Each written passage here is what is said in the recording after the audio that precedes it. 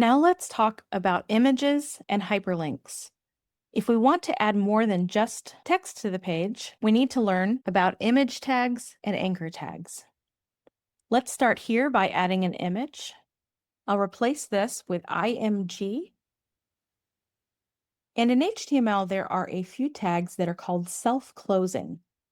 Rather than having an opening and a closing tag where something is nested between them, like we see here, you actually just have a tag that has some attributes on it, but it doesn't need to enclose anything. The best practice is to put a slash right before the closing bracket there to indicate that it's self-closing. The two most important attributes on an image tag are source, src, and alt. Source is where the picture comes from. In this case, rather than using a URL from an external source, I'm actually going to point to a picture that's over here in public/images/reddragon.png. So I can start typing this and notice that immediately VS Code picks up on the fact that I'm referring to a local folder.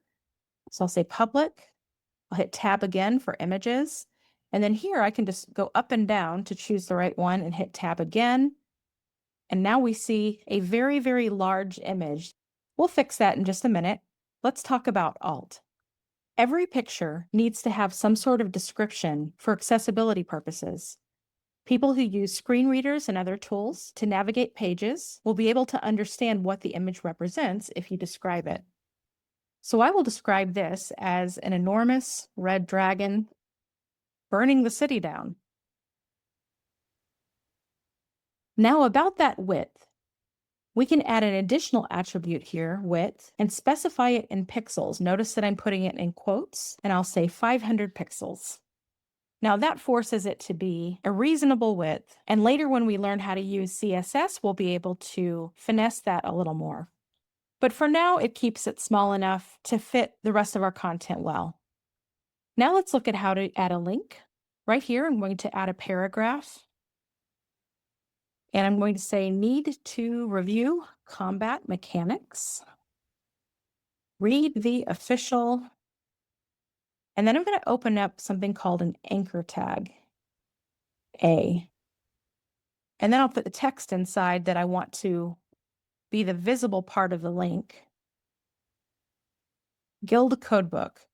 Now inside the opening A tag, I need to add what's called a hypertext reference, or href. That's the name of the attribute. And in this case, I'm going to point to a very specific website, guildcodex.ca/game. And if we look on the page now, we can see that the link has been set up, and if we click on it, it takes us there. However, now we no longer are on our page, right? We've navigated to someone else's page. Let's hit the back button.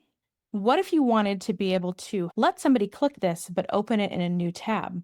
For a lot of companies, that's preferable because they want you to stay on their site as much as possible. So to do that, we're going to add one more attribute here in the A tag called target.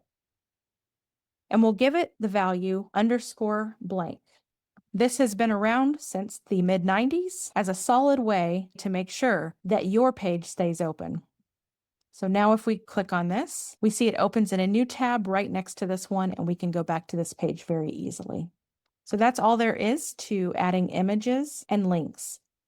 For your practice, you'll be able to come and do the same here, an image and a paragraph with a link. And then you will have the basics of HTML covered, except for forms, which we're going to discuss separately. Don't forget to make a commit after you make your changes. I will see you in the next demo.